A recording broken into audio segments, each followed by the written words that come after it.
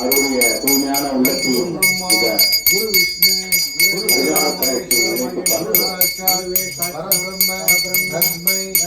குருவே நமக குருவே நமக குருவே நமக குருவே நமக.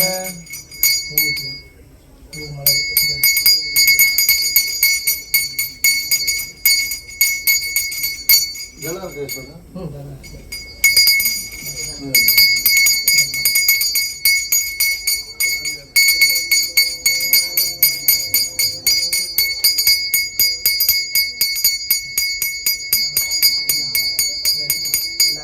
ராமானுஜ குரு வணங்கியிருக்கோம். இவரை பத்தி பேசணும்னா பூசி குடிச்சிடும். அப்பேற்பட்ட மகன் 16 முறை திருப்பி சேர உபதேசம் அப்பேற்பட்ட மகன் இவருடைய குரு திருப்பி சேரவர் 16 முறை போயிட்டு ராமானுஜருடைய ஆசீர்வாதமாக எல்லாரும் வசிக்காவாங்க. எல்லாரும் வசிக்காவாங்க.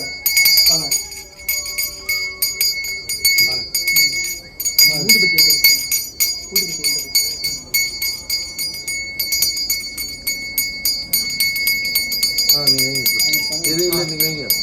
இது வந்து எதோ தலையில் சடாரி வைக்கிறாங்கன்னு நினைக்காதீங்க. இது எதுக்கு வைக்கிறாங்க யாரும் சொல்லுங்க. அது சொல்லாமல் அந்த விஷயம் தான் பிரயோஜனம். வந்துருக்கீங்களே இவ்வளோ பேர், இது ஏன் தலையில் வைக்கிறாங்க சாமி? தொப்பியா இது? சொல்லுங்க ஈஸ்வரா என்னன்னு.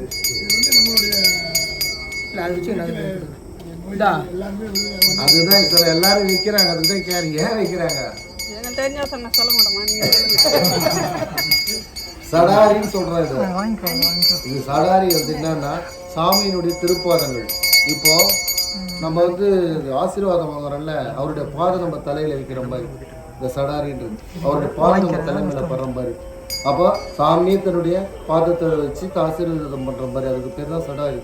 அதனாலதான் வைஷ்ணவத்துல இந்த சடாரியை மேல வைக்கிறது. அதனாலதான் சடாரின்றதுக்காக இந்த 2 பாதங்களுக்கும் சடாரியில பாதங்கள், அந்த பாதங்கள் சாமியுடைய பாதத்தையும் நம்ம மாதிரி. ஏன்னா இப்ப இந்த அம்மா சொன்னாங்க பத்தியா, ஒரு போடு போட்டாங்க. எங்களுக்கு தெரிஞ்ச நாங்களே சொல்லுமே, எல்லாரும் தெரியும் உங்களுக்கு. ஏன்னா நம்ம வாயில வாங்குறாங்க அவங்க. சில விஷயங்கள் தெரிஞ்சவங்க தான் இவங்க. அதனால இது மாதிரி விஷயங்கள் தெரிஞ்சுக்கிறதுக்கு தான் இது மாதிரி ஆன்மீக இதெல்லாம் நம்ம பண்றது. அப்போ என்ன சாதாரண மக்களுக்கு உங்களுக்கு தெரியும். ஓஹோ இதுக்கு சாமி. அப்போ நீங்கள் என்ன பண்ணுவீங்க? பணிவாக குனிஞ்சுவாங்க. இது பணிவாக குனிஞ்சுவாங்க. சில பேர் இப்படி நிற்பாங்க, இன்னமும் தலையில் தொப்பிக்கிறாரு நினைப்பாங்க. அது கிடையாது. சாமியுடைய பாதமே நம்ம தலையில் படுது. முடிஞ்சு இது பாரு, முடிஞ்ச அளவு வைஷ்ணவர்கள்லாம் இப்படி தான் வாங்குவாங்க. அது நம்ம கோயில் இடம் இல்லாதனால என்ன பண்ண முடியாது அப்படின்னு இடங்கள் சில இடத்துல டக்கு டக்குன்னு வைக்கிறாங்க. ஆனால் உண்மையாக வாங்கணும்னா இப்படி 2 தோல் இப்படி கையில் இந்த பக்கம் வலதில் இடத்துல வச்சு இப்படி வாங்கணும் முடிஞ்சு. அது மாதிரி வாங்கணும். அதுதான் உண்மை. வாங்க முடியலன்னா உண்மையில தப்பு இல்லை. அந்த கோயில் நடக்கிற தப்பு. நீங்கள் இது மாதிரி வாங்கிக்கிங்கன்னு சொல்கிறேன் நான் உங்களுக்கு.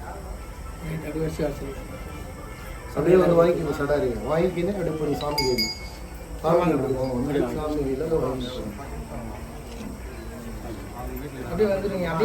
சடாரி வைக்கும் போது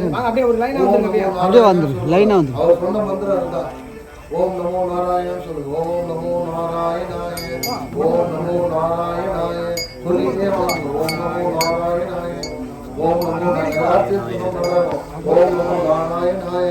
சத்த அதிகமாக ஓம் நமோ நாராயணாய, ஓம் நமோ நாராயணாய, ஓம் நமோ நாராயணாய, ஓம் நமோ நாராயணாய. சத்தமா சொல்லு. ஓம் நமோ நாராயணாய, ஓம் நமோ நாராயணாய, ஓம் நமோ நாராயணாய, ஓம் நமோ நாராயணாய, ஓம் நமோ நாராயணாய, ஓம் நமோ நாராயணாய, ஓம் நமோ நாராயணாய, ஓம் நமோ நாராயணாய. சத்தமா சொல்லு. நாராயணாய, ஓம் நமோ நாராயணாய, ஓம் நமோ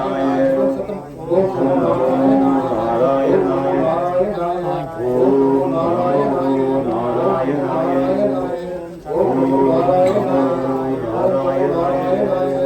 ஓம் நமோ நாராயணாய, ஓம் நமோ நாராயணாய, ஓம் நமோ நாராயணாய, ஓம் நமோ நாராயணாய, ஓம் நமோ நாராயணாய. எவ்வளவு உயர்ந்த மந்திரத்தை வாங்கத்துக்கு நான் குருகிட்ட அவர் என்ன பாடுபட்டார் தெரியுமா? நான் குருகிட்ட 16 முறை நடந்தார் இந்த மந்திரத்தை வாங்கறதுக்கு. என்ன இந்த மந்திரம் தான் நான் ஓம் பண்ணாரா? இது பெரிய விஷயமா? குருகிட்ட வாங்கினதுக்கு அவர் 16 தடவை நடந்து மேலே போய் கேட்டு அவர் 15 தடவை திருப்பி 16 தடவை என்னோட வீட்டில் என்னோட தலைச்சம் பிள்ளைக்கு சொன்ன மந்திரம் இது. யாருக்கும் சொல்லக்கூடாது, உலகத்துக்கு தெரியப்படுத்தக்கூடாதுன்னு காதில் ஓதுனார். ஓம் நமோ நாராயணாய. இவர் என்ன திரும்ப செஞ்சார், மறுநாள் கோபுரத்து மேலே ஏறி நின்றார். உடனே அப்போ என்ன பண்ணுவாங்க ஜனங்கள்லாம், அப்படியே வந்து பார்க்குறாங்க, என்ன கோபுரத்து மேலே அவ்வளோ கூட்டம் நிற்கிது அப்படின்னு. யார் இதெல்லாம் அப்படின்னு பார்க்குறாங்க. பார்த்தா இவர் யாரோ ஒரு மனுஷன் நிற்கிறாரு கோபுரத்து மேலே. யார் இவர் அப்படின்னு பார்க்கும்போது இவர் நின்று எல்லாரும் வாங்க எல்லாரும் வாங்க, நீங்களாம் நல்லா இருக்கணும் தான் கூப்பிட்றேன். எல்லாரும் வந்து இவர் என்ன கோபுரத்து மேலே நின்று என்ன பண்ண போகிறாருன்னும் போது, நான் ஒரு உயர்ந்த மந்திரத்தை சொல்கிறேன் உங்களுக்கு. இந்த 8 எழுத்து மந்திரத்தை நீங்கள் சொன்னீங்கன்னா உங்களுக்கு எந்த பிரச்சனையும் வராது, எந்த ஆபத்து வராது, எந்த துயரமும் வராதுன்னு சொல்லி காலையில் இருந்து சொல்லணும். நீங்கள் மந்திரத்தை ஓம் நமோ நாராயணாய இந்த மந்திரத்தை சொல்லுங்க அப்படின்னு சொன்னார்.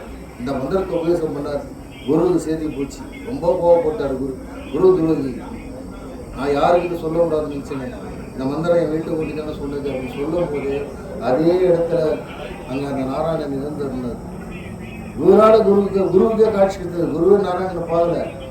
உடனே வராரு, வந்து எழுந்து இந்த மந்திரம் வந்து உபதேசம் பண்ணுறதுக்கு வந்து சபிக்கக்கூடாது அப்படின்னு சொல்லிட்டு இப்பேற்பட்ட இடத்துல இந்த மந்திரத்தை உபதேசம் பண்ணியிருக்காரு. 14 இடம் கஷ்டப்பட்டு வந்து 16 இடம் இந்த மந்திரத்தை வாங்கி இந்த உலக மக்களுக்கோசம் உபதேசம் பண்ணியிருக்காரு.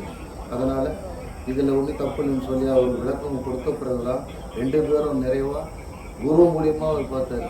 எது குரு மூலியமாக தான் நம்ம கடவுளை போக முடியாலே போகணும். ஆனால் சிஷியர் மூலமாக குரு பார்த்து ராமனுக்கு பார்த்தாருங்க. அந்த இடத்துல அந்த இடம் மேலே எனக்கு அந்த பாக்கியம் கிடைச்சிருக்கு. மேலே போய் நான் நின்றுருக்கேன் அந்த கோபுரத்து மேலே. அந்த கோபுரத்து மேலே ராமனுக்கு சிலை இருக்குது. அது பக்கத்தில் காவல்துறை எடுத்து போய் ஒரு நிற்க வச்சேன். அந்த ஒரு பாக்கியம் எனக்கு கிடைச்சிருக்கு. அப்பேற்பட்ட இடம் அது. அது மாதிரிலாம் நிறைய சிறப்புகள் நம்ம இந்து மதத்துலேயும் நம்மளுடைய கலாச்சாரத்துலேயும் இருக்குது. நிறைய பேர் தெரியல, தெரியாமல் அப்படியே போயிட்டு சாமி கூப்பிட்டு வந்துடும். நீங்கள் மேலே போகிறதுக்கு உங்களுக்கு வாய்ப்பு கிடைக்காது. நிச்சயமாக ஒரு பெரிய விஐபி தான் உங்களை காமிப்போம். அது மாதிரி அதனால் உங்களால் முடியலன்னா கூட அந்த கோபுரத்துக்கு மேலே நின்று அதை நினச்சி பாருங்க. இந்த இடத்துல தானே மந்திரம் சொல்ல இடம் அவர் உருவம் இருக்கும். அங்கே நின்று சொல்லுங்கள், ஓம் நமோ நாராயணா, நான் இங்கே வந்திருக்கேன், என்னுடைய பிரச்சனையை தீரணும், இன்னும் உங்களுடைய பிரச்சனையை சொல்லுங்கள். ஓரளவு கண்டிப்பாக குறைன்றது என்னுடைய நம்பிக்கை.